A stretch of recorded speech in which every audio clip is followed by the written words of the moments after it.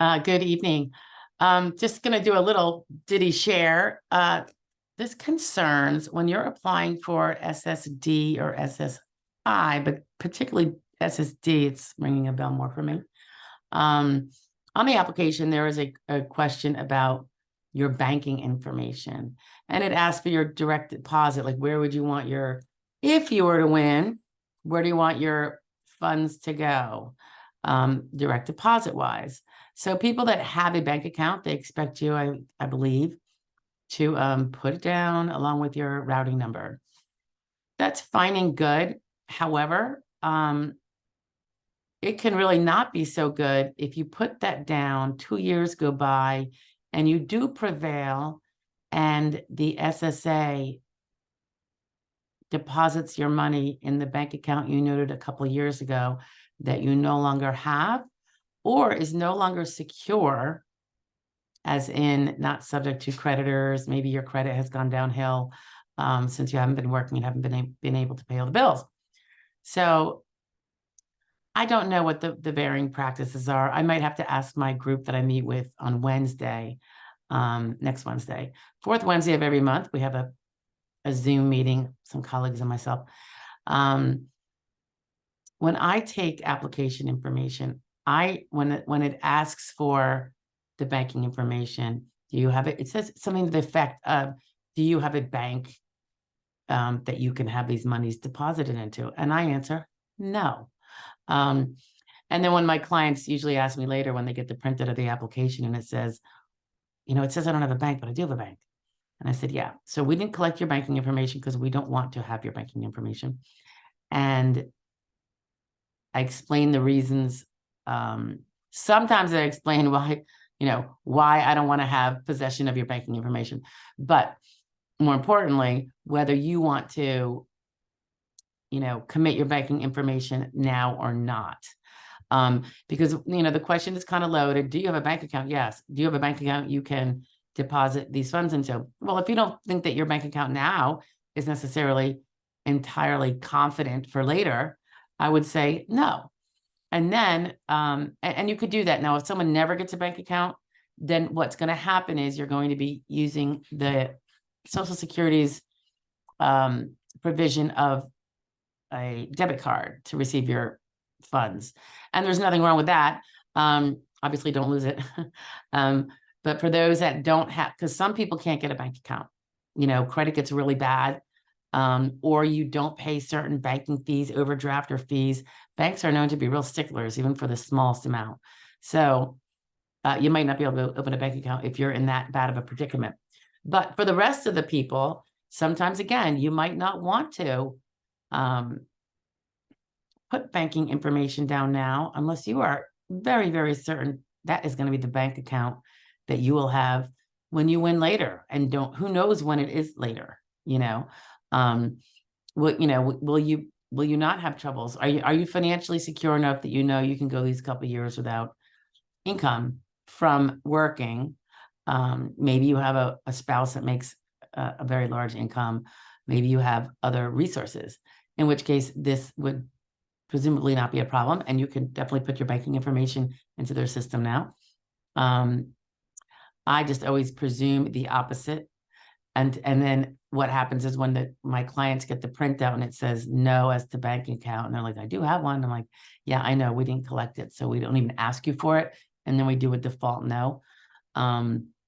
They have the freedom then on that printout to write down their bank account and write down their routing number if they want, if they feel secure that that bank is going to have zero problem later, for whatever reason, hacked versus, bad credit. Who knows what it could be.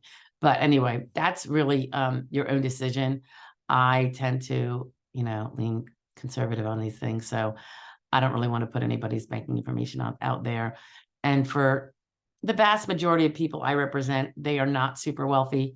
So it is a potential concern.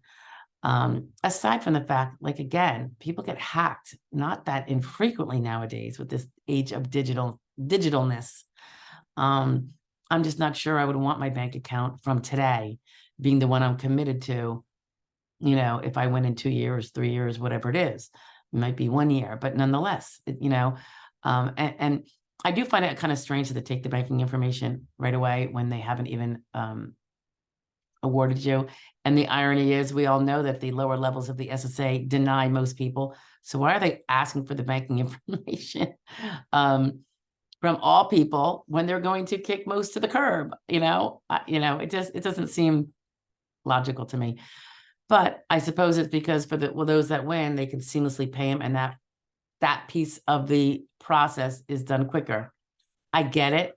I just look at the individual person side of it, obviously. And I just I don't know if I'm comfortable with it. If it was me, I would be waiting because I'm not wealthy. So who knows what I'd be like after 2 years of no income, it doesn't look like it would be pretty. So that is just one thing to think about. When they ask about bank account, I would assume that they mean a secure bank account, one that you have faith in the future. Pardon me, it's freezing in here. So, to each his own, but that's what I do. I don't take the banking information and I let it develop to no, there's no bank account that is, how can you say something is secure today for 2 years from now?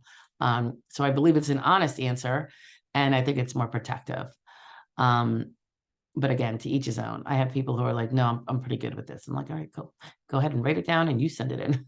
I still don't want to have your banking information, So anyway, that is that. I'm trying to think what else would be helpful about that. Oh, if you do send it in, obviously take note and just remember that you sent it in. I know it could be a couple of years later, but you're going to want to immediately call your local office and change the banking information you gave to the SSA for in the event you won your claim.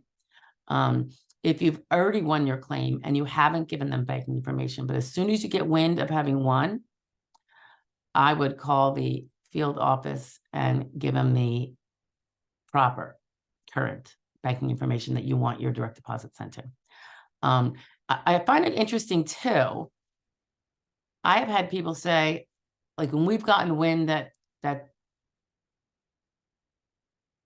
there is likely a win, and I have suggested, hey, why don't you call your field office now and give them the banking information? And sometimes the field office phone picker-upper will tell them, oh, we can't take that until you win your claim. Well, really? You asked for it 2 years ago when when there was the claim was just not even barely started, right? So, oftentimes you get silly answers, from whoever happens to pick up the phone. So I don't know what that's about, but so you may have some bad luck until you get a letter, and sometimes they will send you your back benefit check by check if they don't have that banking information. That is why I do like it if someone can get right in there and get their banking information in as soon as they realize they won. And they have the letter, but the letter is like a couple days later. I would kind of want them to have it in sooner. But now that they sometimes alert people on the app, and I think they get an alert maybe. I don't know if people check the app all the time. That's the SSA's My Account thing. If they do, maybe that would be a trigger to provide the updated banking information so you can get the direct deposit. But otherwise, they send a paper check. And that, of course, makes me nervous because I don't like anything going by regular mail. And no, they don't send it by certified or FedEx, even if it could be a $50,000 check. No. Why would they do that? That would be wasteful of money. And, the SSA doesn't do that. There's no waste. Anyway. Yeah, I'm a little punchy tonight. It's Thursday. What else? I think that's it, guys. But about the banking, I do believe you can say no if you are not fully confident that that bank account is going to be a secure one for you to collect your benefits whenever they decide you have won. You don't even know when that is. So how can you say, right? And if you are extremely confident, God bless. I think that's great. And go ahead and give it to them. I don't have concerns with them having it. I have concerns with it being the wrong one for later, that's all. Because once they decide that they're sending money to a bank account and suddenly the bank account doesn't exist, or they do send it and then it's got a creditor that pounces. And I should add, but I'm not going to go into it. There are laws that protect at least some of the Social Security monies that go into your account. But the logistics of it may not be as secure because I think it depends on the SSA, I'm sorry, the bank being alerted, paying attention, knowing it's from SSA. And what if there are other funds in that bank account that are not from SSA? You know, so they can't protect legal liens or freezes or whatever against those monies necessarily. So I'm not sure if in practice the law is as helpful as it could be. And it might be quite helpful. I really don't know. I don't hear much about it, about the actual effects. I know I have people that not a lot of people, but some people who have to use the credit card, the debit card, like Direct Express, the specific one offered for SSA use specifically. Most people do have bank accounts, so I have people that are somewhat fortunate. But anyway, and you can always go online, by the way, after the fact and change your banking yourself. So if you do get a new bank account and you want it rerouted, you can do that online. You don't have to contact them. All right. And that would be at that ssa.gov/my account. All right. Have a great night, guys.